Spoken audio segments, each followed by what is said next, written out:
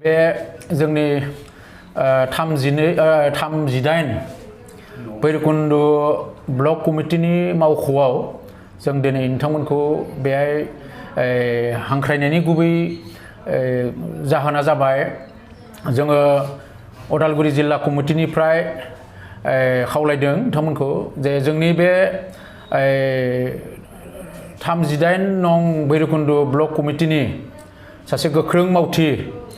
गाहाय नेहाथारि अर्गेनाइजिं बिथां बिरला ब्रह्मआ जोंनि समाजनि बादगा माखासे खामानियाव लोब्बा थानायनि थाखाय बिथांखौ दिनै जोंनि दोलोनिफ्राय जोङो सासपेन्ड खालामनाय जाबाय। खारन बिथांनि जि मोनसे समाज बादगा खामानि मावनाय बे खामानि मावनाया जोंनि इउपिपिएल हान्जानि थाखाय जोबोद खहा गोनां आरो बेनिखायनो बिथांखौ जोंनि इउपिपिएल हान्जानिफ्राय जोङो बिथांनि बिबाननिफ्राय बिथांखौ जोङो बोखारनाय जाबाय। खारन इउपिपिएल हान्जायाव बेबादि सुबुं थानायनि थाखाय जायगा नङा। खारन समाजनि मोजां खामानि मावनाय समाजनि मोजां थांखिजों आवगायनांगौ बेनिखायनो बिथांनि मावनाया जोंनि थाखाय गनायथाव जायाखै। बेनिखायनो बिथांखौ जोंनि दिनैनि बे उदालगुरि जिल्ला कमिटिनिफ्राय बिथां बिरला ब्रह्मखौ जोङो इउपिपिएल हान्जानि बारु सिगाङावनो पर्टेल मिडियानिफ्राय फैनाय नोंथांमोनखौ सिगाङावनो साबायखर बावहरनाय थाबाय। दिनै मोनसे बेबायसा इमारजेन्सि जुथुमा जोंनि बे 38 नं भैरबकुंड ब्लकनि अफिसाव जों जिरायनो गोनां जाबाय। जिरायनायनि मेन जाहोना जाहैदों जोंनि भैरबकुंड ब्लक कमिटिनि गाहाय नेहाथारि अर्गेनाइजिं सेक्रेटारि बिथां बिरला प्रसाद ब्रह्म बिथाङा साननैनि सिगाङाव एसे जोंनि समाज नाजावनो हायि माखासे खामानिफोराव लोब्बा थानायखौ जों मोनथिनो मोनबाय। जायनि कारनाव जि खामानिखौ बिथाङा मावदों बे खामानिया मोनसे समाजा नाजावजायै मोनसे खामानि आरो बे खामानिखौ मावनायनि जाहोनाव जोंनि हानजायाव एबा जोंनि पार्टियाव माखासे बेबायसा गोरोन्थि बुजिलायनाय सोमजिलायनो हागौ आरो बिनि सायाव माखासे डिसिसन लानांगौ होननानै दिनैनि जि हाबाफारिखौ लिंनाय जाबाय बेयाव जोङो डिस्ट्रिक्टनि जोंनि उदालगुरि डिस्ट्रिक्टनि आफादगिरि बिथां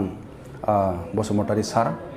आरो लोगोसे जोंनि सेन्ट्रेल इउपिपिएलनि लेङाइ आफादगिरि ब्रह्मन बाग्लारि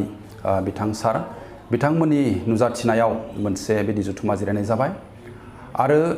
जिरायनायनि जोबनायाव जों मोनसे बिदि जोबथा डिसिसनाव जों फैबाय जे जिहेतु जा बिथां बिरला प्रसाद ब्रह्म बिथाङा जि समाजा नाजावनो हायै खामानिफोराव जि लोब्बा थाबाय बिनि सायाव पार्टिनिफ्राय माखासे डिसिप्लिनारि एक्सन लानायनि जों बाथ्रा जों सावरायलायबाय आरो सावरायनायनि गेजेरजों जोङो जोबनायाव बिथांखौ जोङो पार्टिनिफ्राय जोङो सासपेन्ड खालामनायनि जि डिसिसन जोंनो डिस्ट्रिक्ट कमिटिया होबाय आरो बे मथे दिनै डिस्ट्रिक्ट कमिटिया बेखौ मोनसे डिक्लारेसन होबाय। दिनैनिफ्राय बिथाङा जोंनि पार्टिनि एबा इउपिपिएल पार्टियाव बिथाङा जेबो खामानि थानाय नङा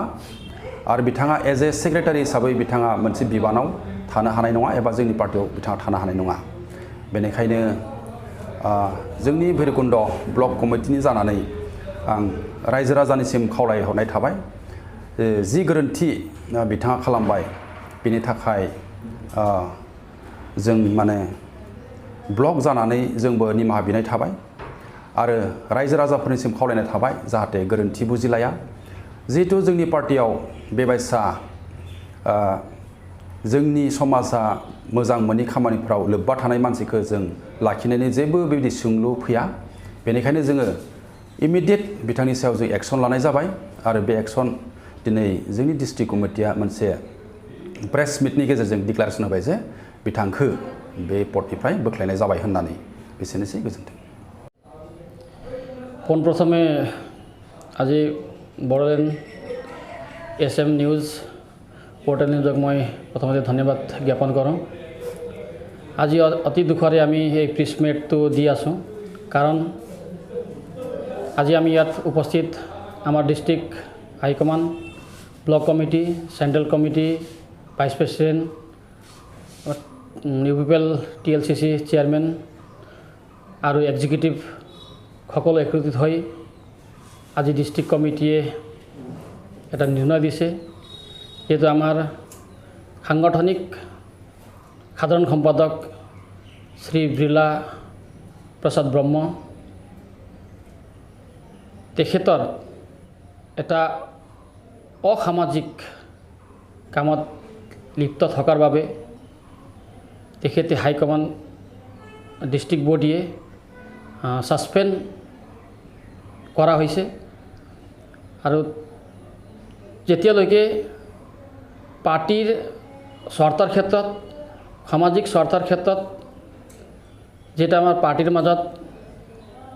যেটা অসামাজিক এণ্টি ছ'চিয়েল যেটা আহি পৰিছে, তেখেতক দেখা গৈছে, সেই কথা হেতুকে আমি তেখেতক আমি সকলোৱে ডিষ্ট্ৰিক্ট, ব্লক আৰু চেণ্ট্ৰেলৰ ভাইচ প্ৰেচিডেণ্ট আৰু এক্সিকিউটিভে যেটা নিৰ্ণয় লৈছে, তেখেতক পাৰ্টিৰ স্বাৰ্থৰ ক্ষেত্ৰত তেখেতক ছাছপেণ্ড ৰখা হৈছে আৰু পাৰ্টিৰ পৰা তেখেতক নিলম্বিত কৰা হৈছে। আগন্তুক অকল বিৰলা প্ৰসাদ ব্ৰহ্মৰ কথাই নহয়, ইয়াত যদি পাৰ্টি ৰক্ষা, পাৰ্টিৰ স্বাৰ্থত পাৰ্টিৰ ৱাৰ্কাৰবিলাকে বা পাৰ্টিৰ কৰ্মকৰ্তাবিলাকে এনেকুৱা অসামাজিক কাম কৰিলে সকলোকে এটা যি হাইকমাণ্ডৰ আমাৰ এটা নিয়মাৱলী আছে, নিৰ্দেশনামা আছে, এটা ডিচিপ্লিন আছে, সেই ৰক্ষা নকৰে তেতিয়াই সকলোকে এই একশ্যন গ্ৰহণ কৰা হ'ব। Thank you.